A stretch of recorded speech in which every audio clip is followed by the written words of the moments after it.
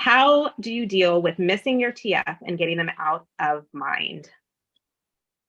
Okay. So mind will always think about your person because they are you. So let's just get that out of the way. When you experience the missing, it is mind activating and thinking it's separate. So you just be with it. You kind of have to just come into terms that you'll always think of them because they are you. And there's a line between the knowing and mind missing and knowing, right? You're hopping between oneness and separation, back and forth, back and forth, back and forth. And I want you to encourage the oneness instead of the separation. Because your person is you, naturally, you will think of them. So from now on, when the mind thinks of them, I want you to be like, oh, of course, mind would think of them. I am them. And then you bring it back to now. It's a practice. You got to keep doing that over and over and over again to the point to where the mind thinks of them. Of course, I would think of them. You bring it back to now. And then you look around and you're like, I haven't really been thinking of them for a while because you've been practicing presence. My dear, they are you. Don't beat yourself up. Mind's thinking of them. They just are. They're me. Back to now. Back to now. So there's no stopping the thinking of them. There's just accepting what is being thought about from the mind. The mind will think of them. The mind will think of anything else. Whatever it's thinking, it's still not you. You're not mind. You're not the one that misses your person. I'm serious. That might suck for the mind. The mind's not going to like that. I miss my person, Joanne. Your soul is your person, my love. You, my beautiful soul, is already your person. You're not missing them. You are them. What you are missing is more of you. You miss the essence of soul that you are, that you receive from you when you were with them. So when you can accept the now moments, you'll have more moments with your soul, but you're not clinging to your soul to feel the soul that you already are. There's a beautiful soul that was like, it's like I can feel them, and then they're there. It's the same thing. You're feeling the oneness of soul instead of missing and seeking and yearning and feeling they're separate. Flip it. I'm feeling them because I am them. I am my soul. We're one. I'm going to bring it back to now. Use the higher levels of consciousness as opposed to the lower levels where you're in fear, anger, pain. Level up to the higher scale where really in the end of the day, you're feeling in the oneness of what you are, and you're seeking and missing what you already are. You are what you seek, my loves. I get it though. I get it. I miss and seek the same way that you miss and seek. Still, still, my person's working from home. Why does the mind miss them? They're right here. And if I'm in that energy, it's obsessive and they don't like it. They don't want you to put them in the pedestal. They don't want you to need them. They don't want you to miss them, unfortunately. I'm just being real. They don't.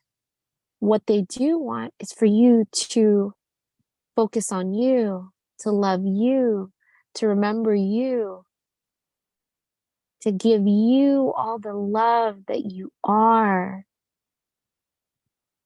That's the paradox of this journey. When you miss the most is when you need to go more within. And then you can find that the missing is something missing within. It's you that is missing. You are missing you.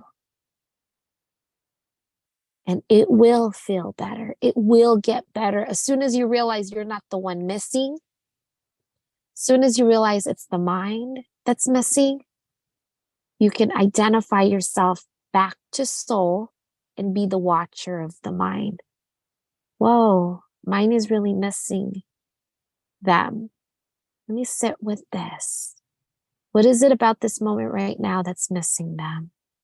I know I'm soul. What is it about this moment right now that's missing them? And then you can recognize and unfold and find that mine was looking externally to feel validated, to feel whole, to get the acknowledgement. Everything that you receive externally is what it's seeking because it thinks it's going to get something through them that you are. What do you think, Lev? Man, you said that so beautifully. It was so freaking beautiful. I felt that. I was just going real simple, right? I was going, you can't get them out of my, you need to go back to the practices you did in detox, really, truly.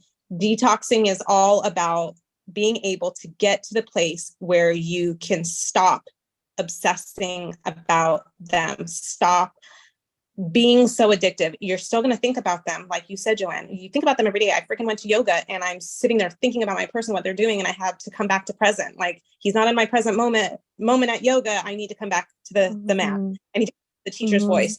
That's just part of this journey. They will always be a constant thing in our minds, always. And it's really being able to balance out that energy, get rid of the addictive energy, because at least when I think about my person, there's no addictive energy with it.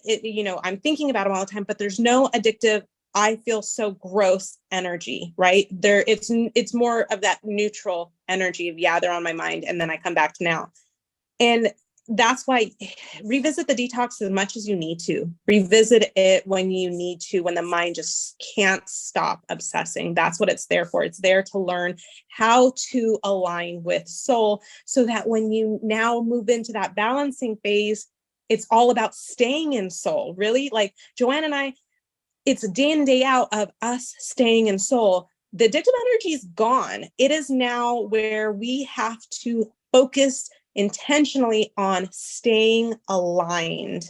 The addictive spikes, those up and downs, those don't really come to us anymore because we have balanced out all of that. We have learned to align.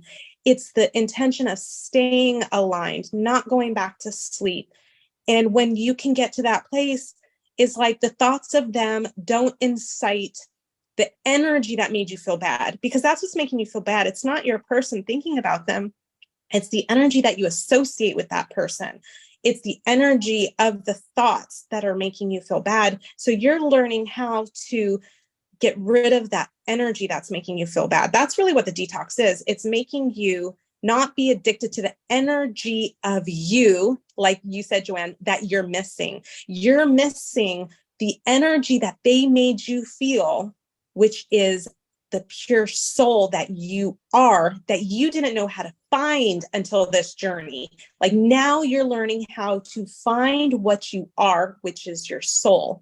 And that's what you've been addicted to. You've been addicted to you and you don't even realize it.